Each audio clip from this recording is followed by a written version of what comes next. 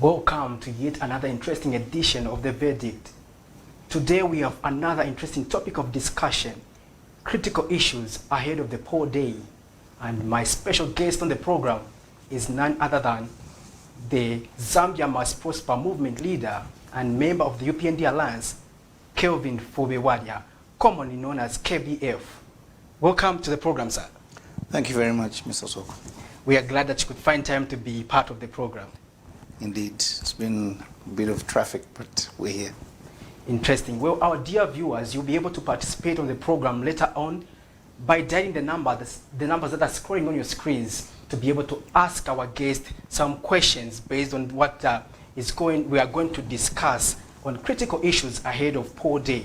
To get the program rolling, Mr. KBF, I want to just get your understanding on analysis. How has been the campaign, especially amid the COVID-19 pandemic?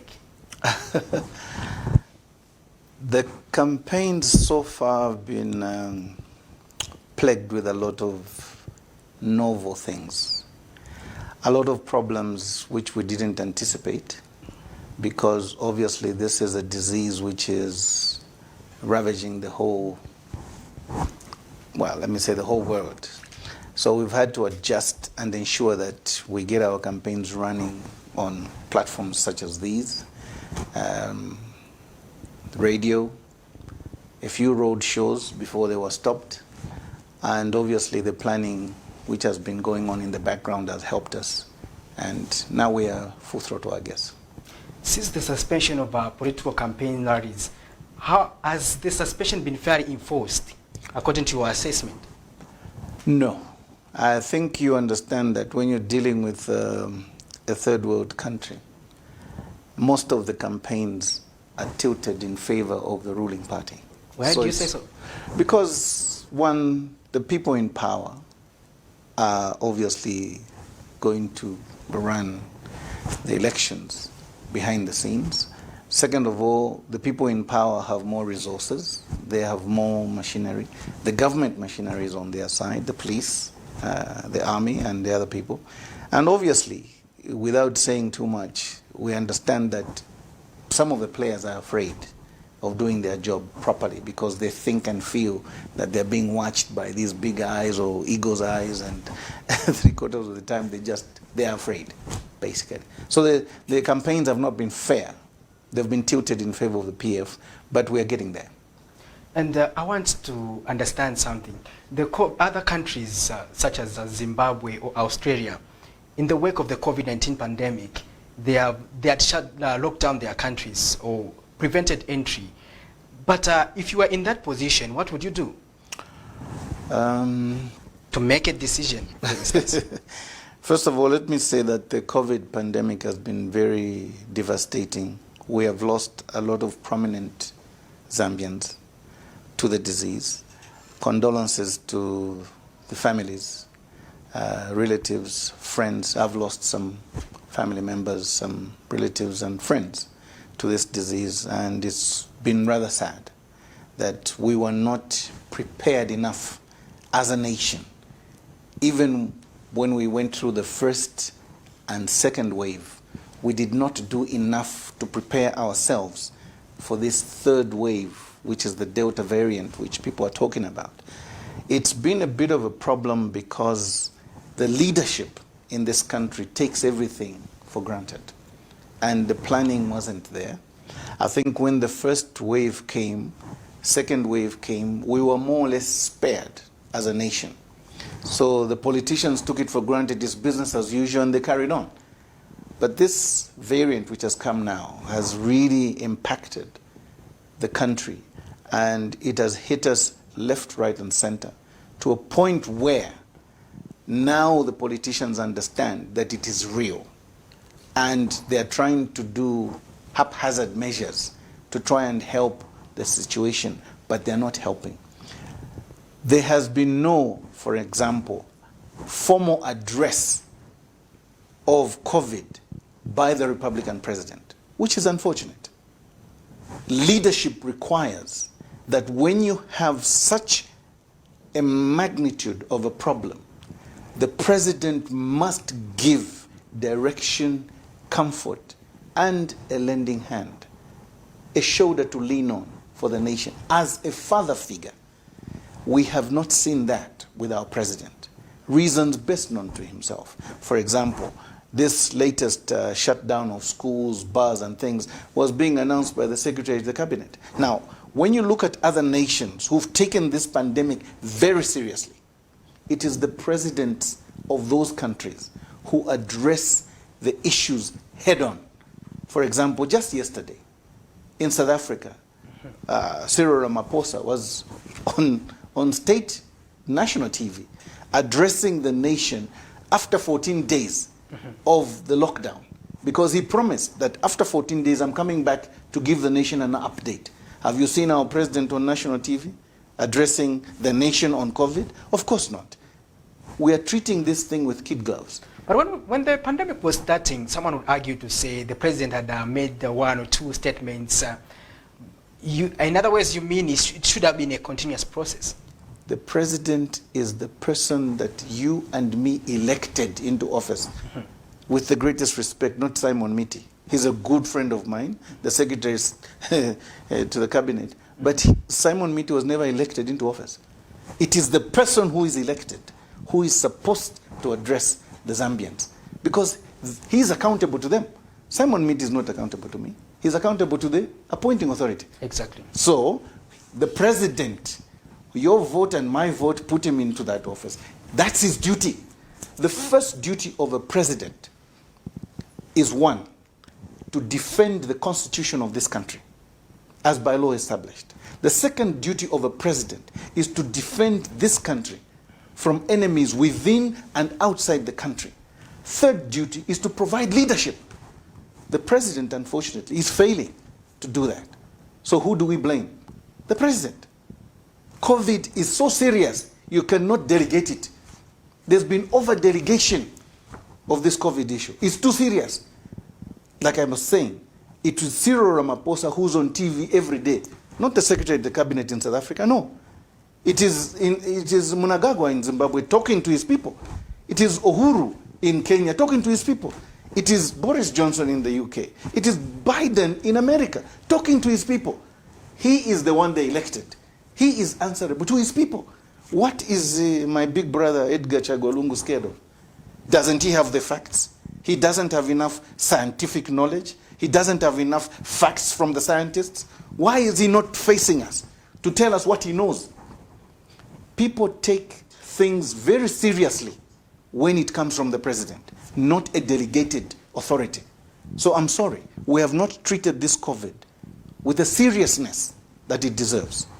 Would you be in a position to recommend that we would have closed our borders to avoid importing the COVID? Immediately.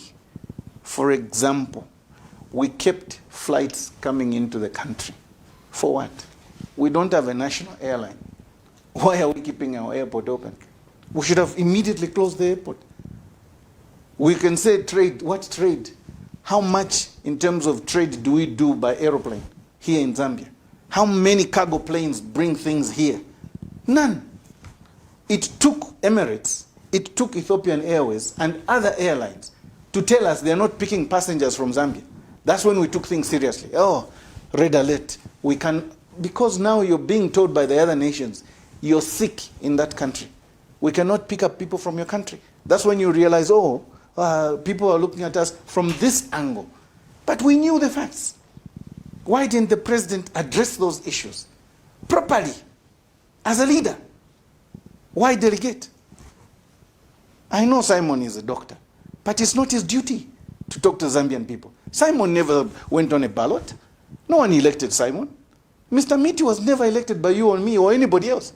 We voted for Chagwa. It is him to address us. It is him to address these national issues. Don't over-delegate. That's failure in leadership. In the past 2 months, you've been very quiet and not saying much. And we want to find out, but a number of issues have happened though in the country. We have seen the same increasing COVID-19 cases. True. And the issue of the Zambian economy. We are seeing inflation being on the rise. Do you think we can change or slow down the increasing inflation as a country? Yes and no. Why do you say so? First of all, I've been quiet because we've been talking about COVID. And unfortunately, some of us are married to medical people. My wife is a medical doctor. So certain rules were given to me from my home, which I had to obey. Exactly. And take, obviously, this COVID rather seriously. I know that some of my people and our supporters out there would like to see us on the road, meeting them and talking to them. Our people, I want to assure you, we have not run away from you. What has happened is we have taken this COVID very seriously, and we're listening to medical professionals advising us on how to relate to you. So we'll be more on radio and TV in conveying our messages to you. So you can forgive us, but where needs be, we shall travel and we shall come and see you. Now, coming to the question of inflation, it is a very interesting question that you pose, because unfortunately the economy, the Zambian economy, has been taking a downward spiral. I know some of our political players, especially within the ruling party, have been trying to blame COVID for the economic woes that the nation is facing. I tend to differ. We've been on this downward spiral because, one, of lack of proper leadership, political leadership. Two, mismanagement of our resources. Three, we have been on a corruption spree. Four, we have been on a stealing spree by the officials in government, especially the ministers before they left office. Five, and most importantly, there has been a very serious problem with our procurement system.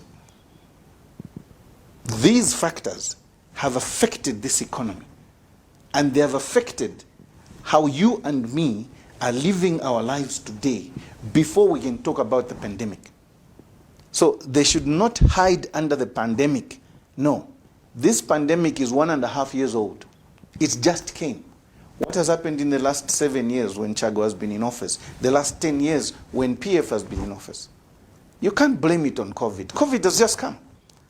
It's mismanagement. It's the lack of leadership in taking proper cardinal decisions that are affecting the nation today, economically and otherwise. So the inflation is because we, the people of Zambia, have allowed a poor leadership to continue. And the only answer to that is to change that leadership. They have failed economically. These are things I said even when I was in PF myself. I never minced my words. I told the PF we need to change leadership, because I saw from a very long way off, we're off the grid. This is not what we promised the people. The inflation today has spiraled because the procurement system is bad. For the sake of our viewers, what does it mean when we are having such a high inflation? Well, let's break it down so that the common man can understand. It simply means that we have too much money chasing very few goods. Who is having more money when others complain that they don't have money? You haven't seen the cadres sleeping on beds and showing you that they've got money. But this money is not related to production. That's the problem. The Bank of Zambia has been printing money. This money is not worth anything. Okay? For you and me to have money which is worth something, it must be related to a certain production venture. The only way the economy improves is that the economy must improve because you're producing something. Now, if you're not producing anything, but you've got money, what does that mean? The money is useless. So there's too much money in the economy chasing very few goods. And that's the problem we have. This money has no value. But in Zambia, we're making it look like it's valuable, when it has no value per se. Because it hasn't been produced properly. Tell me of an economic venture which has produced that money, which these cadres have. You've seen them. They've put monies on their tables, they've put money on their beds, and they're saying they're living very large. Some of these boys who you've seen in these videos you've seen, what jobs do they do? Is cadreism a job? Honestly, our youth today must be happy that they can just wake up and all they have to do is go and knock at a minister or politician's home and they will be given money. Is that work? That is how much we have reduced our youth to just singing praises for people who don't give them anything except money. What the PF has produced, if anything, is cadres who have produced lawlessness, who have produced a lot of violence, who have produced a lot of intimidation and threats. This is not the Zambia we want. No. Now, I want to understand the alliance is among top contenders in these elections. But how would you address that? In terms of? Inflation. Before we come to the issue of cadres, I would like you to tackle the issue of inflation. We in the alliance have got very broad policies. Okay? The first thing I want the Zambians to understand that we believe in the alliance that when Zambians prosper, Zambia as a nation prospers. Number one. Number two, when our women prosper, the family prospers. For the youths, we believe that every youth must be in school or at work. Now, based on this common denominator, these three as a common base, we are going to have policies which will direct each of these to build and help the nation curb, and we are going to improve by creating employment. Because we shall be targeting production, not consumption. We shall be targeting our youths. I know for a fact that 82% of this country is youth. Mm-hmm. We have 375,000 youths per annum being poured into the public, either at grade 7, grade 9, grade 12, colleges and universities.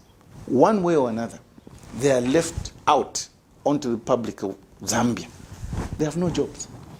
Whether you're qualified or not, today you can't get a job. Doctor, nurse, teacher, you can't get a job. But you're a youth. That's human capital which government has invested into. One of the biggest problems that the PF has suffered from is they have always seen that when they are putting monies into the education of our youths, they think it is a cost. I've got news for them. That's an investment. Now, when you don't look after your investment, Bwalya, what do you expect? The investment will evaporate or will go to be useless because the inflation will come and eat that value. And by the time you're coming to wake up, you won't wake up. Inflation is such a big disease that at the end of the day, you and me will not be able to buy what we have. We have too much money. There will be nothing to buy. Why? We're not producing what we need. So we need these figures to be married to the realities of life. I know that we have human capital, but the human capital is not being used in the manner that it is supposed to be used. Because the people in leadership currently today don't have the ideas. They don't. All they do is come to TV, go on radio and lie.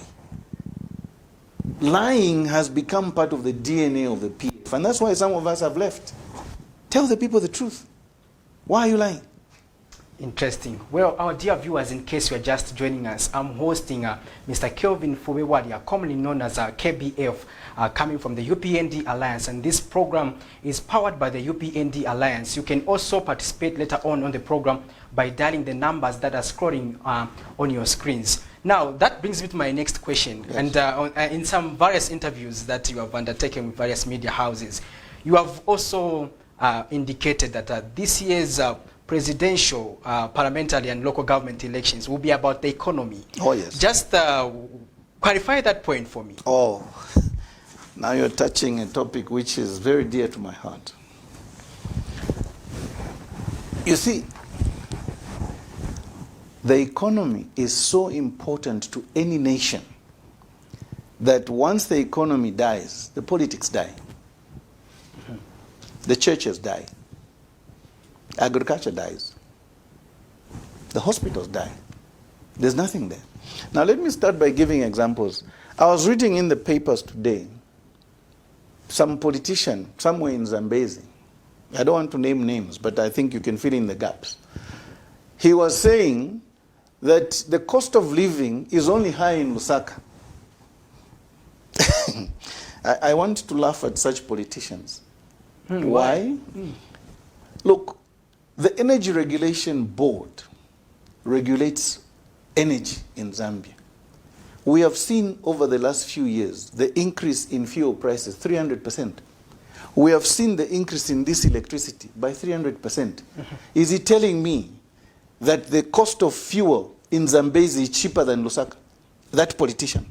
Is he telling me that the cost of electricity is cheaper in Zambezi than it is in Lusaka? Let's not lie to the Zambian people.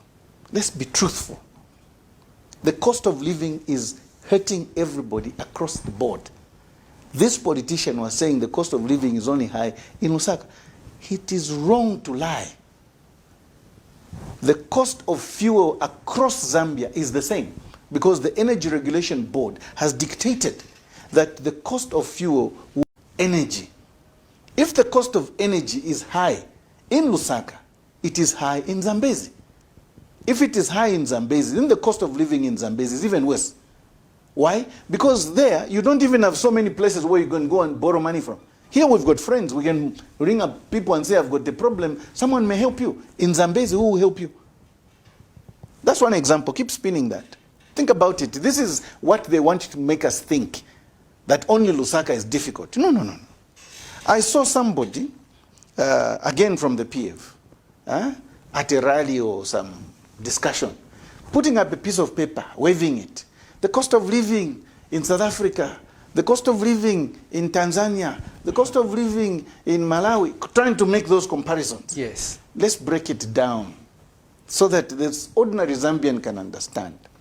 You cannot compare two nations without looking, first of all, at their infrastructure, at their GDP, at their population, at their per capita income, per individual. What is the population of South Africa? Don't answer me, think about it. What is the population of the DRC? Compare that to Zambia. What is the size of South Africa? The size of the DRC, compare that to Zambia. What is the average income of an ordinary Zambian per month? I don't mean to insult people, but the civil servants, the Jesuits have calculated. They've told us in that food basket, the average earning of a Zambian is about $200, $250 per month at today's rate. Which is equivalent to in Kwacha. About 4,000, 5,000, somewhere there. Okay? Now you tell me that that person... But does that equate the BNB? Exactly. The bread basket is a problem because they will tell you that for an average family of about 5 members, at least you need 8,500 to live. Now you're already short. Now this is whether you're in Zambezi, whether you're in Lusaka, whether you're in Kabwe, whether you're in Livingstone, it doesn't matter. Everybody is being hit because that's how much the civil servants get. So you come and tell me, no, the civil servants in Zambezi are far much better off than the civil servants in Lusaka. Let's be serious. Now you will go and wave this piece of paper and say, no, the South African meal is 250 rand, here it's 150. What is the income of the average South African civil servant compared to Zambia? What is the per capita income? And what kind of industries are in South Africa when you compare to Zambia? How many industries do we have here that are actually making the foodstuffs that we're buying? Because most of the things we find in ShopRite, in Pick and Pay, come from South Africa. So the shops are right next door. The industries are right next door. Us, we are importing. You can't tell me that this thing is only affecting Zambia. No. It's affecting everybody. So when you compare nations, look at it from that perspective. Is the South African civil servant better off than the Zambian civil servant? The answer is yes. Because the incomes are different. Because the facilities they have are different. You cannot tell me that, no, because this price and this price looks like this, therefore, it makes sense that Zambia is cheaper. Who told you? Who told you? You can't, in economic terms, you've got to read a bit more before you come and start lying to people because you want to seem like you're knowledgeable. This person went further and said, in England, 50 pounds, 100 pounds, can you compare a pound against the Zambian kwacha? Are you honestly telling me the truth? You can compare the pound sterling to kwacha in terms of value. You can't. What is the population of the UK? But look at the size of the nation as well. The UK is 6 times smaller than Zambia, but it has a bigger population. Therefore, they're able to produce because they've got industry, commerce, and trade far much better, which is more developed than the Zambian market. For me to travel from here, if I'm in London, for example, and I'm trying to travel to the second largest city in England, Birmingham, I won't even see that I've entered Birmingham. The cities are so close. But if you want me to travel from here to Zambezi, as the other guy was arguing, how much fuel do I need? Is there a train system between here and Zambezi? Are there planes between here and Zambezi? Can Zambians afford that? There they do. Because if he flies or he wants to drive, he won't even feel it. The amount of fuel he's going to use is far much less because the towns are so close to each other.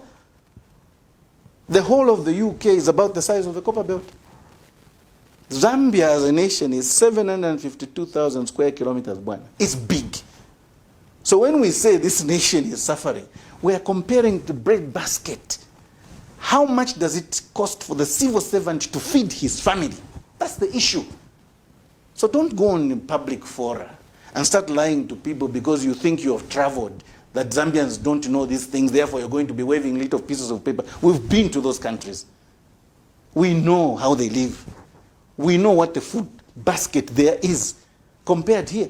If somebody there is getting, say, 2,000 pounds and the Zambian is getting 4,000 kwacha, are you honestly going to tell me you can compare that?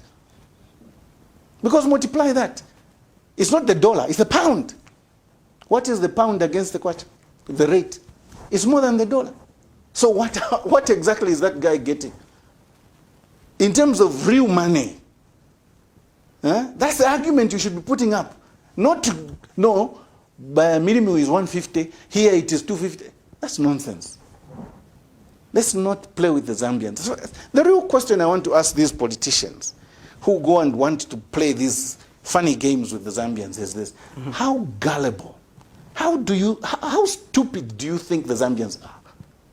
Why are you taking the Zambians for granted? The Zambians are awake, bwana. They're not stupid. They read, they can see these things and they can compare. You can even argue, no, the minimum price in Congo, Katanga province alone is the whole of Europe. You haven't gone to the other Kasais and Bujimai, and you haven't gone there, just Katanga as a province. It's the whole of Europe, that size. So in terms of travel, there are 6, 7, 8 countries in that province. They're close to each other. So they don't use too much. But you, if you're in Lubumbashi and you have to go to Kinshasa, you have to get on a plane. It takes 2.5 hours in the same countries for you to get to Kinshasa. From Kinshasa to another place where they mine the emeralds and the diamonds, it's another 2 hours. This country is big. So you can't compare.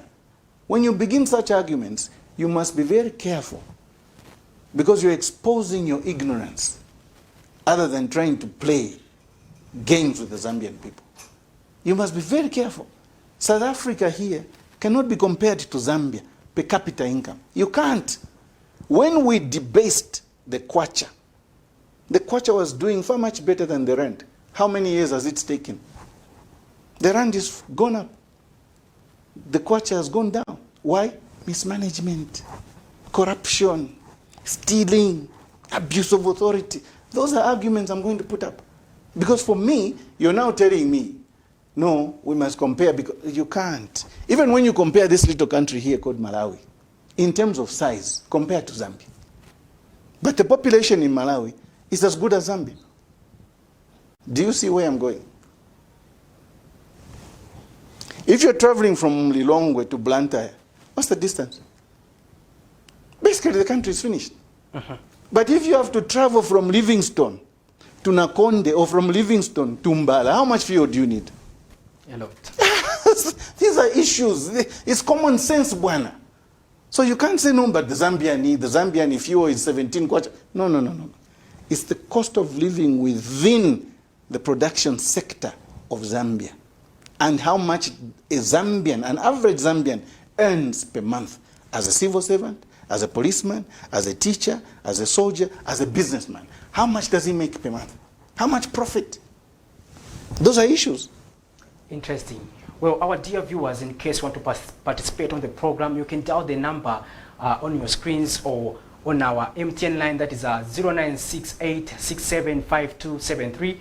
On Airtel, we are on 0973167840. You can interact with our guest. Now, that brings me to another issue. But what would be your argument, considering the point that has been advanced by the governing Patriotic Front to say they have actually delivered on infrastructure development and they have something to show as a government? Infrastructure. Let me say this without being difficult. Infrastructure is a precursor to industrialization. Road networks are important. Railway networks are important. The airline is important. You need a lot of infrastructure for you to do things. Having said that, the PF cannot boast of infrastructure because they have been using that infrastructure as a conduit to steal money. How? Through corruption. How is it? Through bad procurement. Basoko. Every budget in any country, 15 to 30% of every budget of a nation has to do with procurement. Now, if that money is being abused and stolen by inflated pricing, that is theft. They've talked of infrastructure. What roads have they done which are economical and beneficial to the country? I was part of the team that was sitting with the odd man Sata planning these things. We know these things. This is the Link Zambia 8,000 program. We started with the odd man. My notes may be in tatters now because you may not understand. But at the end of the day... Mr. KBF, I would like to interrupt you for our caller. First, we just find out... no, the caller has to wait before I lose my thought process. Okay. Yes. I want you to tell me, when we're talking infrastructure, I'll give you a few examples so that the caller understands.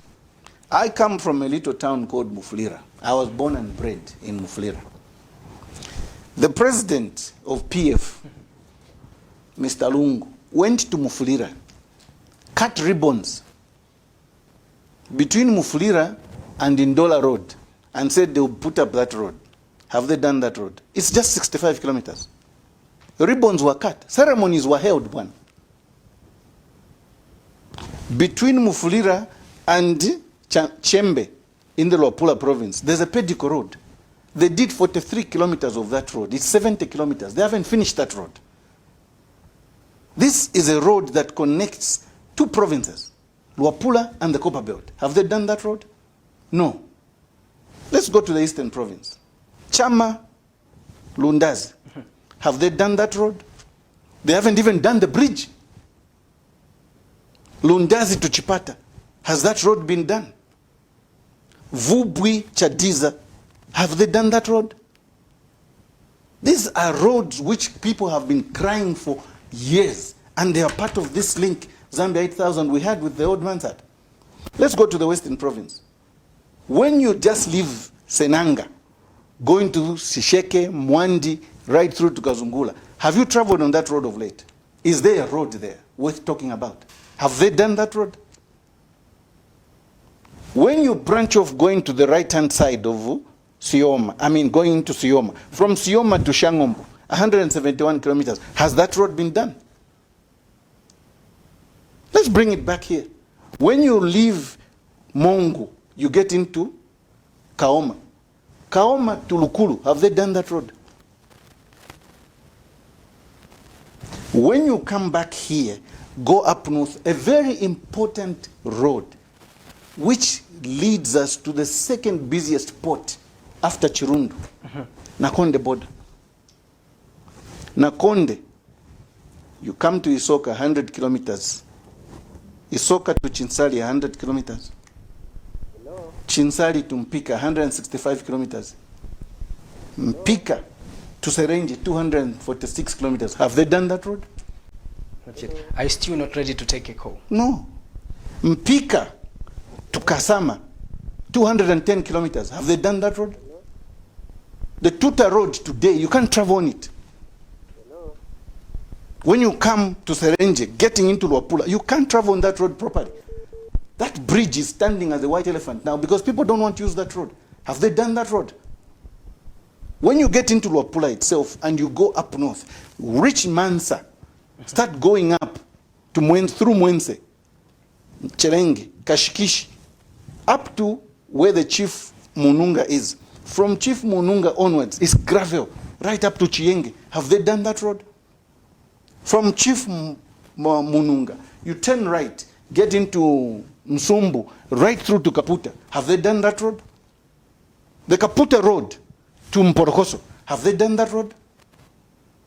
Don't let them whitewash you and lie. These were part of the link Zambia 8000. There are pictures here, Bwana. We knew what we wanted to do with Old Man Sata. The problem is they picked projects which they wanted to steal. Let's come back to the street here in Lusaka. The president is on record. He drove and went and said the dual carriage between Lusaka and the Copper Belt is being done. They cut ribbons. There were drums being beaten. Have they done that road? I'm trying to show you that when they talk of infrastructure, don't listen. These white elephants, the Fishele Muko, Vale Mipangila, this is not development. How economical is that for you? There at Long Acres, when you get on that flyover bridge, you avoid a bit of traffic there. How economical is that to you? You tell me. Go to Makeni in Chawama, where the president came from, okay? He has built another flyover bridge there. How economical is that? How is that adding to value here? Is that an economic road? I've given you examples of roads which were meant to be done in the link Zambia 8000 here. The economic roads have been ignored. They went for projects where they could eat, where they could get something which they inflated. Are those economic roads being done for your benefit? No, they're being done for their benefit. They are boasting now of the Kazungula Bridge. We failed to pay part of that money on the Kazungula Bridge. Botswana had to come to our aid. Huh? We started as a joint project. We couldn't pay part of our money. Botswana paid. That's an economic road. That's an economic bridge. But we are owing. Most of these things are Congolese. So it's not like they are doing them for free. They are not doing them because they want you and me to benefit. No, it's because if it's priced at this level, they know, then they put a markup on top. That's the markup which they steal and they take and put in their pockets. That's the only reason they're talking of this infrastructure. That is stealing, Bwana. The procurement in this country has been exaggerated to a point where the Zambians are now feeling the pinch.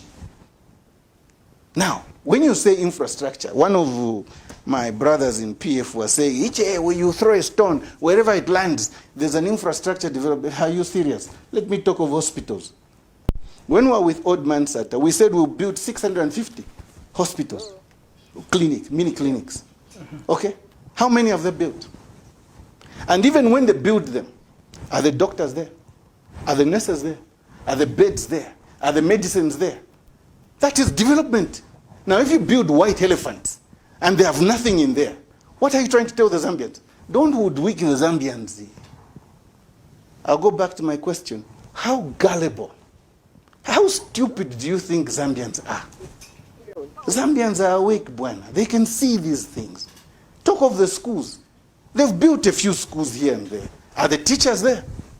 Are the desks in those schools? Can you tell me, it's an argument they're fostering, that they've done infrastructure.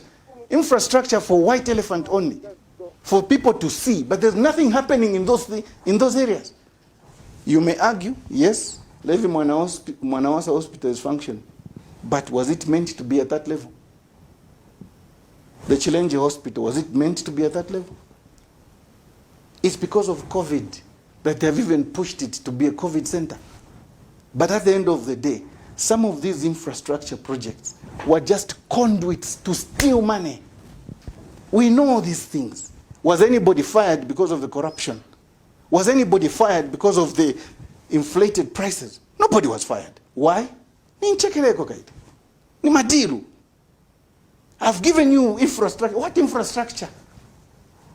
What infrastructure can they point at which has benefited you and me? How many road accidents do we see on our phones every day? The other day there was a leaky bus bumping into a truck on that same road I'm talking about. People die every day. Power tools, people die every day. Or along that Nakonde road, people are dying every day because the road is bad. How else do you want me to argue that infrastructure is a fake project? Mm-hmm. How else do you want me to argue? We can take a caller now. Hello, you are through to Camry TV. Yes, good evening. Good evening. Your names and where you are calling us from? I'm Morgan calling you from Toledo. Mr. Morgan, you can go ahead with your contribution. Thanks. I'm happy for what KPF is trying to talk about there. It's a good analysis. Okay. What we want is just us to protect the vote. Because we have seen these guys, they want to get the election at all costs. So the best way to find the means and ways how we can protect the vote and also we usher in good investors like the KPF and the HH team. What's the name of the man? These guys have made us failed actually terribly. We cannot every time suffer in this country which we have our natural resources while others they are benefiting the majority and they are suffering in Zambia. Well, Mr. Morgan, thank you. Us find means and ways how we can protect this country and also protect the vote and reach on top jokers and we go to point. Well, we thank you for your contribution. Thank you. Let me just comment on Morgan. Morgan, I know a lot of Zambians are worried about how we are going to protect the vote and what we're going to do when it comes to the elections. But you remember, I am one person who never discusses strategies on TV. But I can assure you that we're putting in place measures to ensure that we protect that vote and to ensure that the Zambians get the result which they want to get out of these elections. Because I know you sound very youthful. I know perhaps you're one of those youths who's worried about your future. Worry not, my brother. We shall look after you. And tell your friends to tell their friends and their relatives that the alliance is moving. And we shall be attacking left, right, and center, but especially from the central position. We shall be hammering them, Bwana. Don't worry. Just make sure that you and your friends go and guard that vote. When you get that voter protection education, make sure that you are there 24/7 until the results are given out to the Zambian people. Please, it is in your hands. It is in the hands of you, the youths, to ensure that you get the leadership and answer that you want. Interesting. Well, I also want to take you to another interesting subject that you've been talking about, especially when you have public discussions, is the rule of law. Yes. I want to find out how you've assessed in terms of how the country is faring, in terms of upholding the rule of law, as well as how you would want it to do it probably better, and or if you identify inefficiencies? All right. On a scale of 1 to 10, in terms of the rule of law and good governance, I would give the PF 2 out of 10. Why? I'm a lawyer. Let's start from there. I don't believe in breaching the Constitution. One of my departure points with the current government is when they started playing with the Constitution. That I said no. I'm on record. I've been very consistent, and I'm very clear about that position. I know the courts have ruled in one way, but I'm saying to the Zambians now, this is now in your hands, Zambians. Put the courts on the one side and let them sit on the one side. But here's the question. How many times do you want Edgar Chagwalungu to appear on your ballot paper? The law says 2 times. He wants to appear there 3 times. I am saying to you, there is no third term in our constitution. It is up to you and me to ensure that this goes to a no third term vote. We must ensure that we kick out PF because they are breaching the constitution. On a political front, forget the legalities. I'm not worried about the law. The courts can say what they want to say. That's within their discretion. But you, as Zambians, must decide that there is no third term. No person who appears on for the third time on a ballot paper must be elected as president in this country for now and the future, because this is what we fought for. When MMD was fighting UNIP and they came into power, this was one of the major things that we insisted on. Some of us who were in the legal team then, who were still in the legal team of the PF with the odd man side, we insisted. Twice elected means twice elected, Bwalya. Okay. Having said that, and having given them 2 out of 10, because according to me, they are fighting the constitution, look at the governance systems. How many institutions of governance does the PF respect? They have made the police subservient to cadres. Police are afraid of cadres in this country.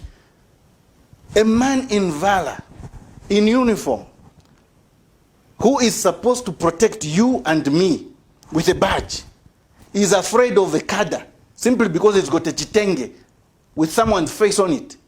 That's lawlessness. In this country, we must stop that. Do we need that security wing in the country? That is part of the lawlessness. That is militia. Now, I'll take you back. I don't know how old you are then, Wasoko, but some of us have got a bit of history. When my young brother from another mother, exactly, Julius Komaki Kaela, I'm aware of him. When Julius was hacked on his way to the airport, when Mamdala Basata was launching the groundbreaking ceremony for that new building we're seeing at the airport, who hacked him? Was it Upnd? No, those were internal fights within PF. You and I know. There were internal fights within PF.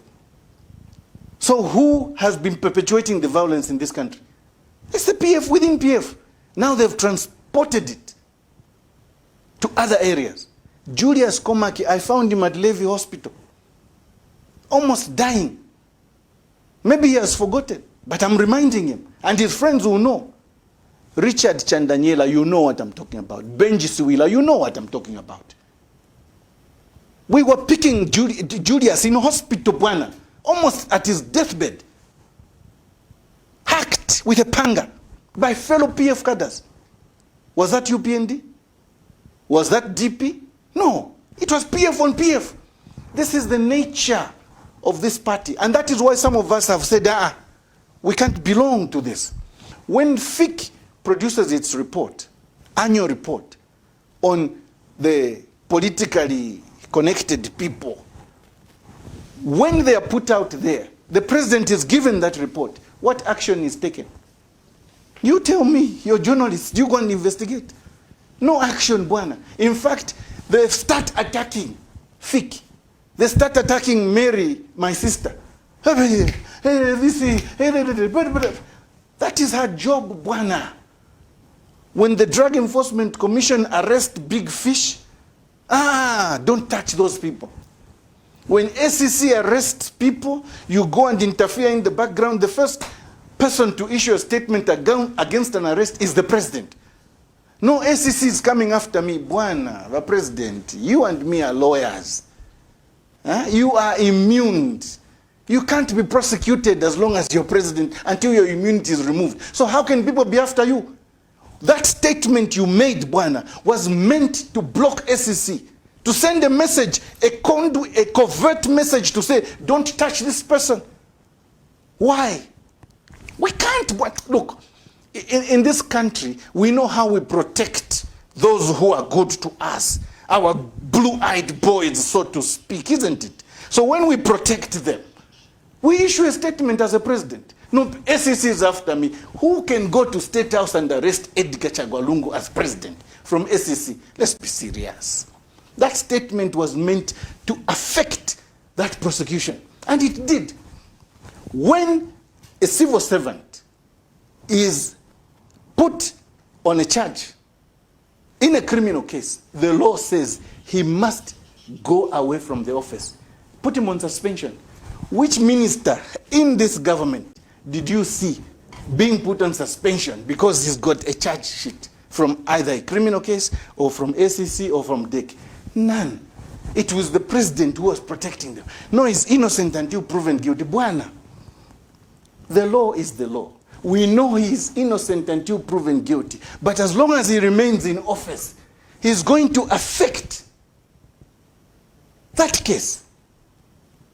You're arresting a minister of health then, my young brother Chitaru Chirufi, at 12 hours, 14 hours. He's in parliament giving a ministerial statement. What joke? I mean, I'm going to ask the same question. How gullible, how stupid do you think Zambians are? We are watching these things, Bwana. We know these things. So what did it mean? Good governance cannot be part of the DNA of the PF system. Why? They know how to protect each other. Me, I'm not going to be part of that. Interesting. Can we take that caller? Hello? You are through to Camden TV. May we have your name and where you're calling us from? Hello, we can get you. I'm fine. Yes. May we have your name and where you're calling us from? Matthews. From where? Matthews Ukabwe. Kukawe. Matthews, you can go ahead with your contribution. Now in the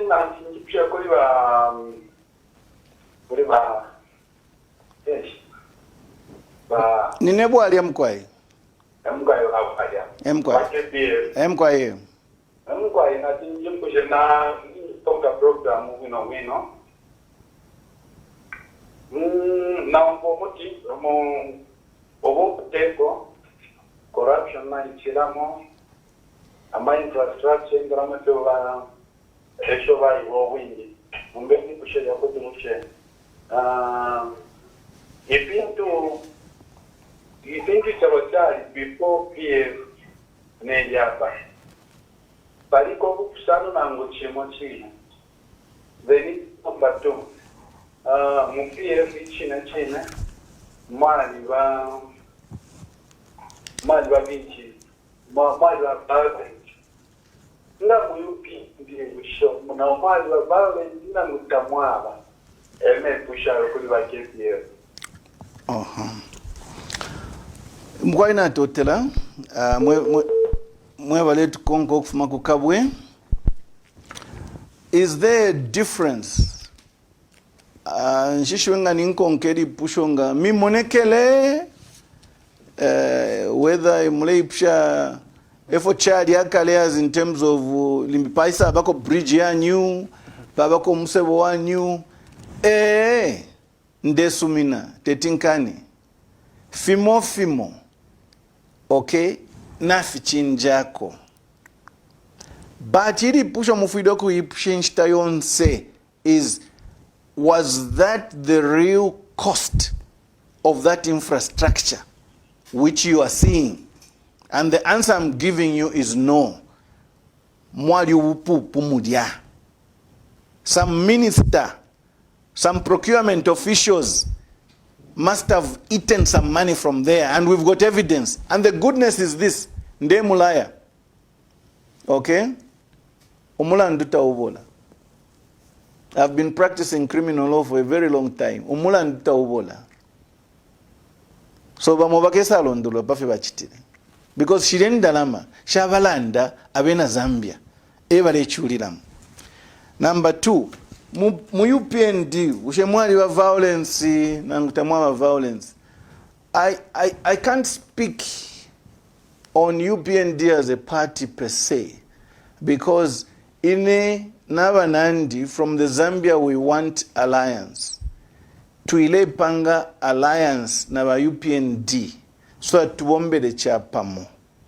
So what has been happening in the UPND, I cannot, what is the word, speak, authoritatively, nalabepa.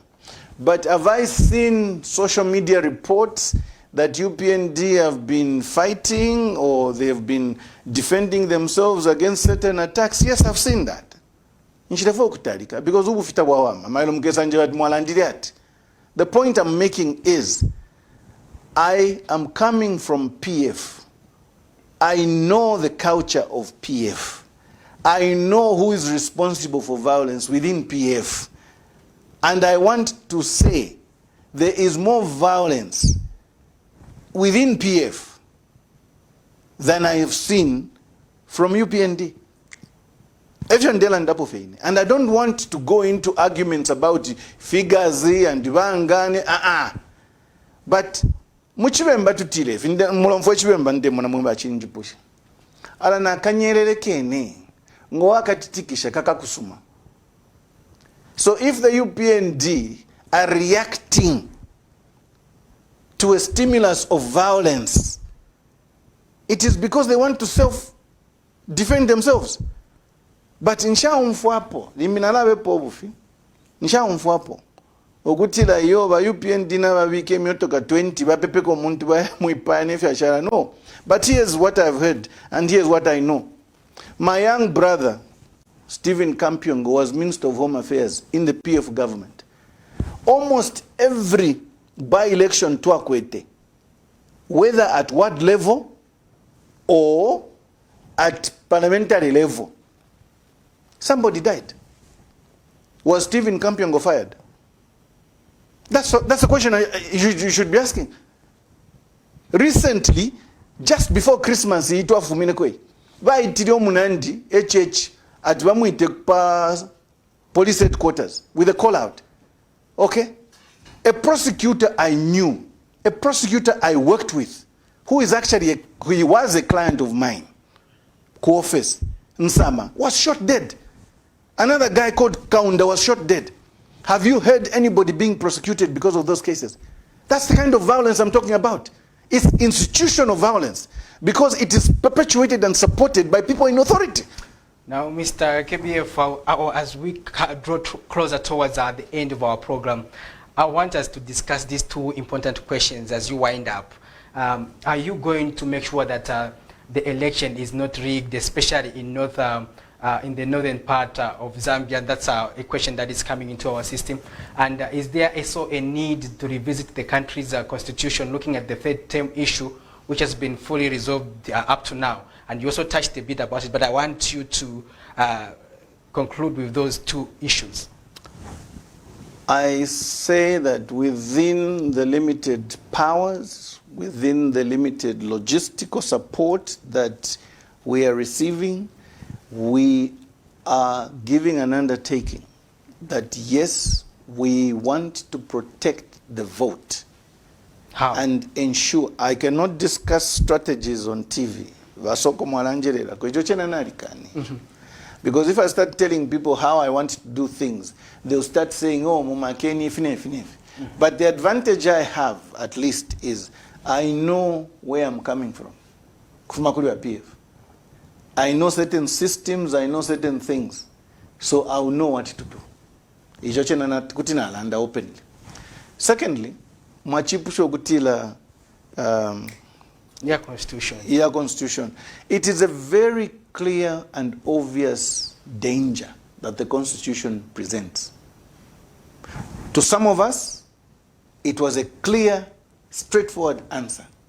The Constitutional Court ruled otherwise. So obviously, we have to make it more clearer that Echo Twalan today is what the Zambians have been saying throughout all the Constitutional Review Commissions. No third term. And this is a message I want the Zambians to leave this evening with. If vote Tulea Ko is about a third term for one person, and we must make sure that we go and say no third term pakuvota. Elo pakuingira muriamo mbokoshi chikale mukalipa. That all these years we've been saying no third term, and somebody still wants to play with us. Kwata to the tontonkanya. How gullible, how stupid do you think the Zambians are? Each Zambian, ngawamukuingira mu box, a question ukale pusha. How stupid does this person think I am? Pakutimu pele third term. Once you answer that question, go and vote. Go and vote. Because I'm telling you, once you answer that question, you won't answer it in a stupid way. Thank you. Well, our dear viewers, we've come towards the end of the program. We've been hosting the Zambia Must Prosper movement leader and member of the UPND Alliance, Kelvin Fube, commonly known as KBF. For our dear viewers, some of you we couldn't take our calls. We wanted to allow our guests to explain as many issues as possible, but we still hope to host Zambia will be hosting elections on the 12th of August, where everyone is expected to go and cast a vote, given that you are eligible to vote. Remember, ours is a platform to give you our guests so that you can interact with them. And in the end, you should make the verdict. Your host has been Patrick Soko. Until next time with another interesting edition of The Verdict, stay tuned to Kame TV.